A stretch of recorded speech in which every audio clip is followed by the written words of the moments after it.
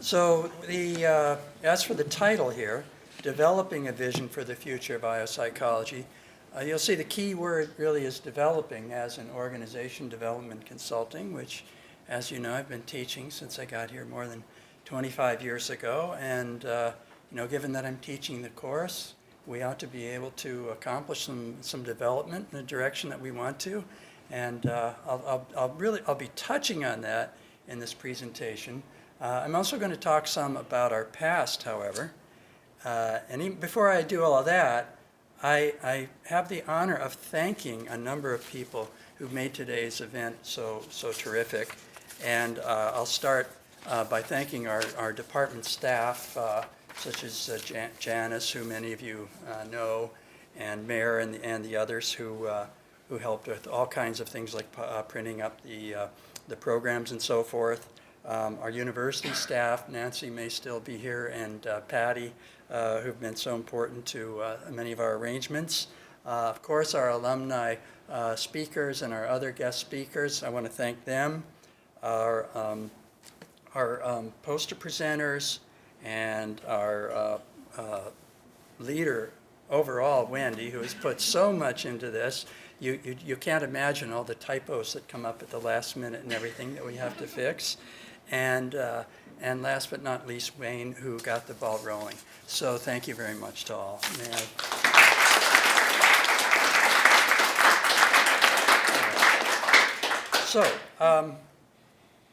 Actually, I'm going to start off by talking about the present, because we do implicitly have a vision for our IO psychology training program. We don't call it that, but we do have this statement on our website for our program. And we mean those words, and we mean these words. Waterloo's IO Psych program is founded on the principle that effective practice depends on solid research. Our faculty and students work collaboratively to conduct cutting-edge research that contributes to the scientific literature, which in turn can serve as the basis for evidence-based application. Now, great, I think we're familiar with these ideas, but there is a real tension that even before I was born, and I'm not in my 40s anymore, thank you, Karen, though, for putting that up. Even back then, Kurt Lewin said there's nothing so practical as a good theory, and what he was touching on was this tension between the academic or the theoretical and the practical. That tension's been there all along, and so we all know that in our field as the scientist practitioner. What? Balance. It's a balancing act, right? And that's what we, in a sense, try to do every day in our teaching and in our research and the rest of what we do. And James did a nice job of sketching some elements of that in the presentation of the Scientist Practitioner Award today. Now, I'm going to organize some of my comments around this duality and first talk about the science side. And those of you who've been away for a while should know that we have 6 full-time faculty members in our program, and as you know, it started with 1, Pat, and so the development has been really quite extraordinary. But I put on the slide here that the accomplishments and the level of our faculty is an immense sense of pride to me as a member of this group, and I hope to the students and to the past students who were part of making the program go, because success gets us more resources from the department and the university, and it all works together. So you can see I've shown publications in top journals, membership on editorial boards, visiting fellowships, editing books, awards, all of this, right? And here's the really cool thing. I just listed the non-tenured 2 faculty members' accomplishments, okay? So for the, James and Winnie. So for the rest of us, of course, various positions on editorial boards, leadership in national organizations, of course the publications and all the rest. So it's a great source of pride in our program, and of course an opportunity for the students to learn from people who are contributing to the field. Now on the alumni side, and staying on the science side of the divide, we of course have placed many of our graduates into university positions, and I don't dare try to name them because I'm going to leave some out, but I will mention we have various special impressive accomplishments such as Canada Research Chair positions that have been, or awards that have been won by some of our graduates. We recently have a president of a college within our ranks, and other high administrative positions taken by some of our grads. So it's really a very accomplished group. And you may not be aware that various research as such positions are taken by our graduates. So Canadian Water Network currently, Catalyst in the past, Conference Board of Canada as a research position in the past. So there is that career path for those of you who may be interested in and not so aware of that. And while I'm talking about alumni, I'll shift to the practice side of that balance that I put up earlier, and even more briefly, daring not again to try to name individuals, since we have about 120 grads of this program in total, okay? And Patty, who works in the with the alumni services at Waterloo, asked, wait a minute, how can that be? I said, well, we'll work it out. We're taking in about 4 students a year, 3 some years, 5 some years. I've been here more than 25 years. Just do the math. It's crazy. It just accumulates over time. It's and very wonderful. And of course, I had to put up that we have someone now in Indonesia who's a Canadian attaché of some sort. That's Janine. No surprise there, right? No surprise there. And people in Australia, New Zealand, Germany, and so forth. Again, I'm sure I'm leaving out some wonderful places. And I also, Joe, I left out Ottawa among the major cities, but there's actually a nice cluster of folks there, as well as in these other places I've mentioned here as well.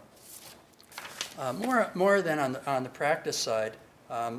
So we clearly believe that the kind of training that we've been getting under our vision of the scientist practitioner model, we believe it's really important to the students' learning, but beyond the the more research-oriented training and academic training, the kind of critical work that Rod, for example, talked about in developing the analytic skills.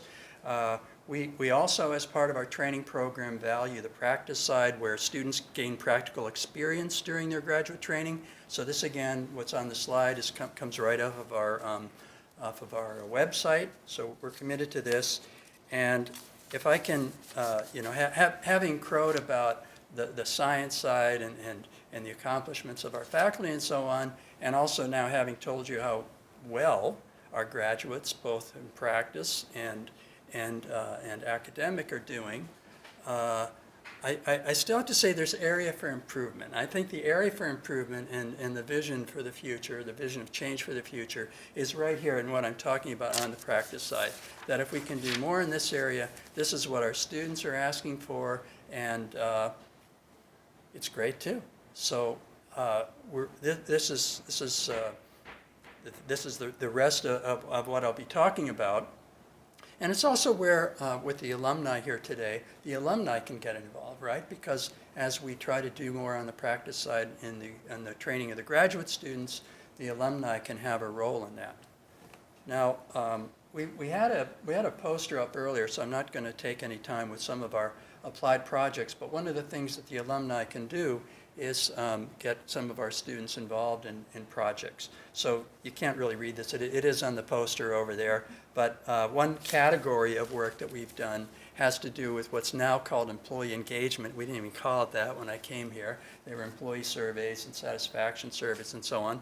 But we've done those for some very, very significant clients: Ontario Hydro, Babcock and Wilcox, which is a power plant design and build company, and others.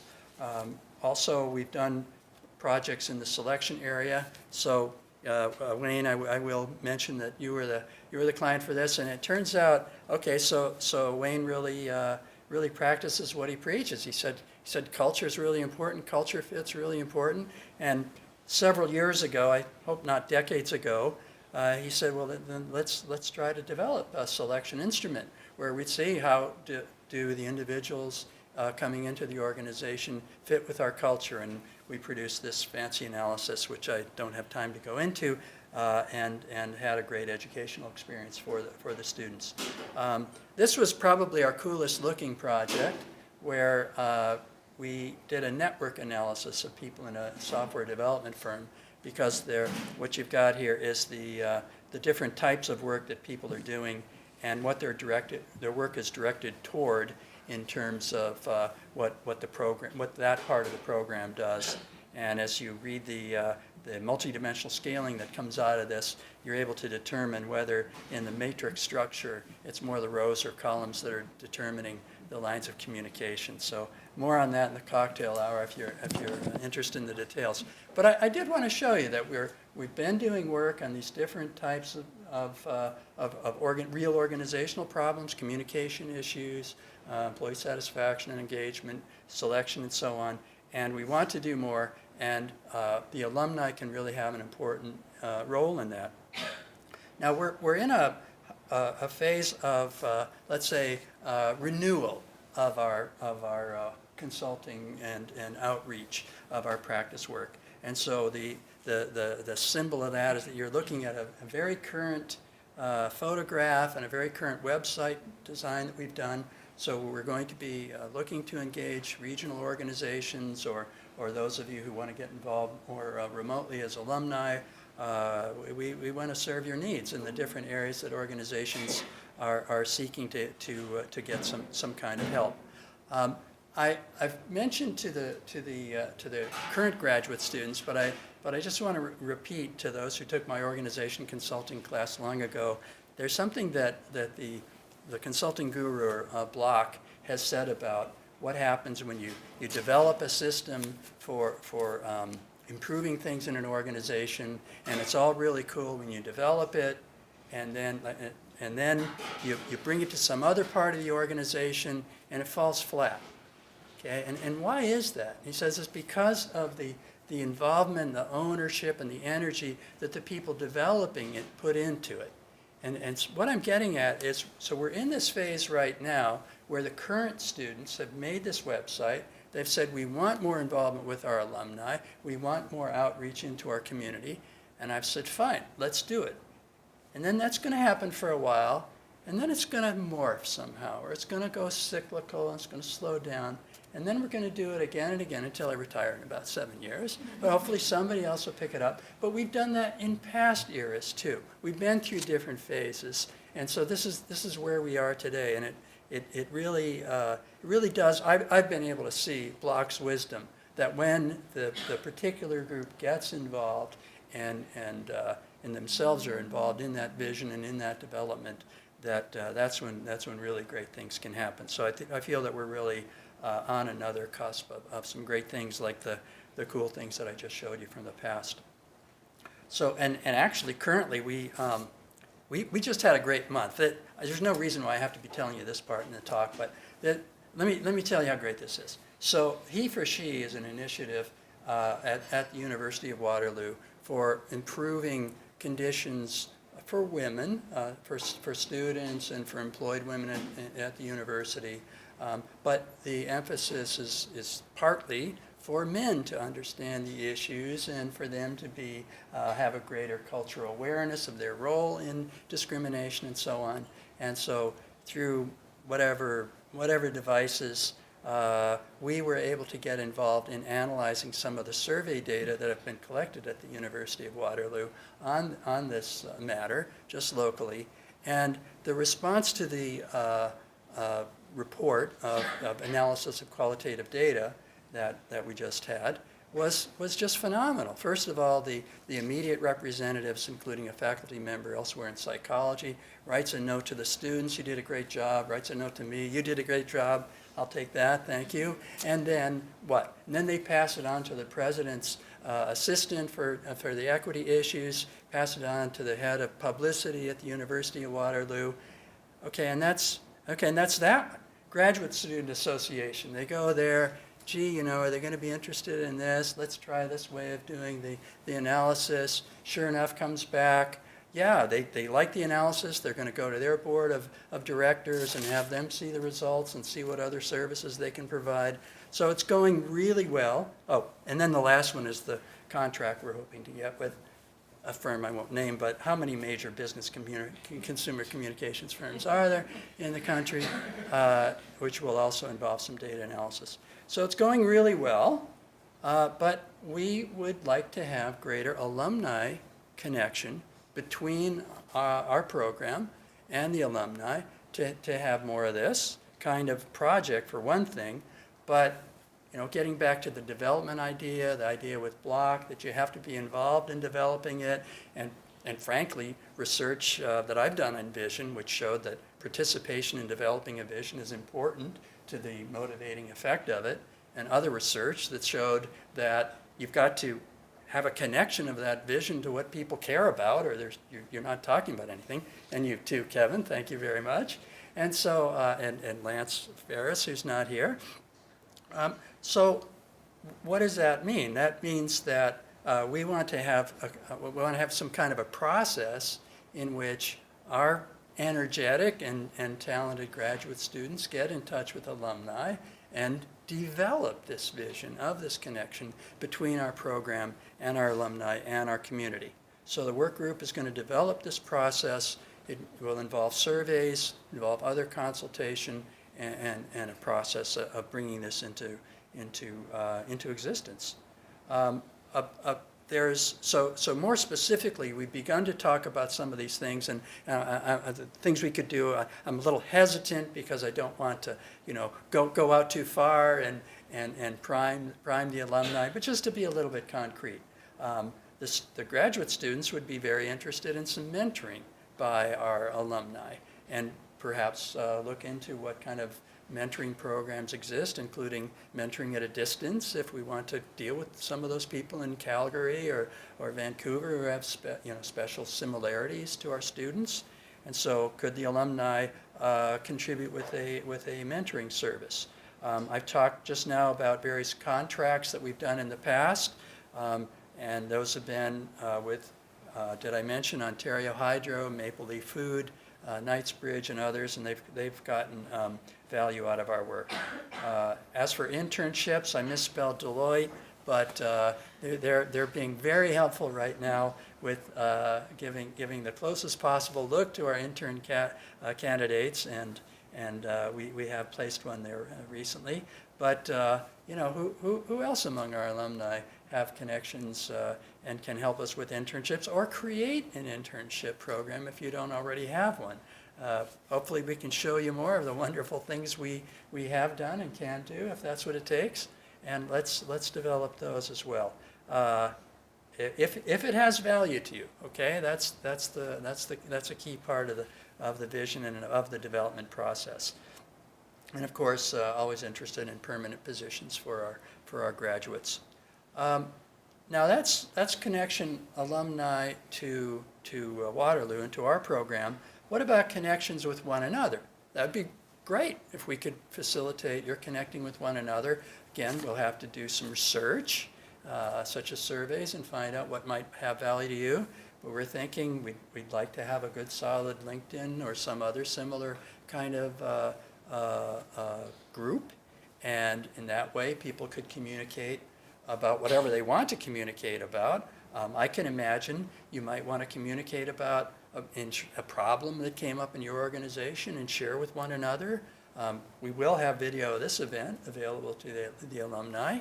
Should we have similar webcasts in the future? Should we try to develop a blog that's on selection or something of that sort? And then would that be something that the alumni would want to discuss among themselves through their kind of communications? Another possibility would be some kind of regional events. I think the alumni probably know something of one another within the regions, but maybe it helps to have us inject some kind of research and greater awareness to get people talking to one another. Again, I don't know. It's going to be up to the alumni to decide what it is that has value to them. And any way that we can facilitate it, then we're all helping one another. And that's my vision so far. Thank you.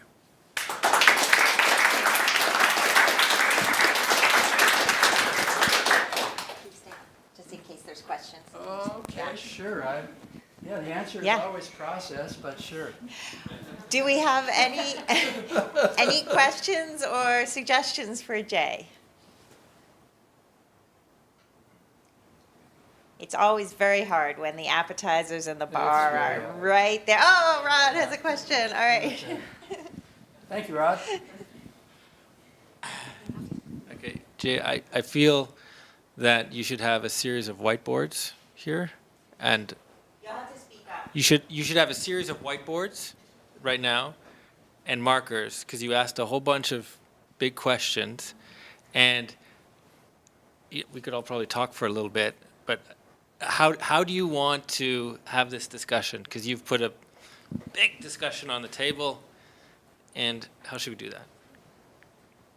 I want to ask experienced people like you how best to do that. Well, so I don't call myself a great workshop facilitator, but if I were thinking about how to have this discussion, is that there would be a good chunk of time, people breaking into small discussion groups and talking about it. You'd frame it around these questions, and we'd share back the ideas, but really drive to one or two things that you can concretely move forward on, because the momentum is in the energy of people coming together, and you want to take advantage of that. So I know it's kind of at the end of the day and the stuff's there, and we're probably not going to do that now, but I saying, like, maybe a takeaway now is how this discussion will go forward, and what could be a concrete thing that will connect the momentum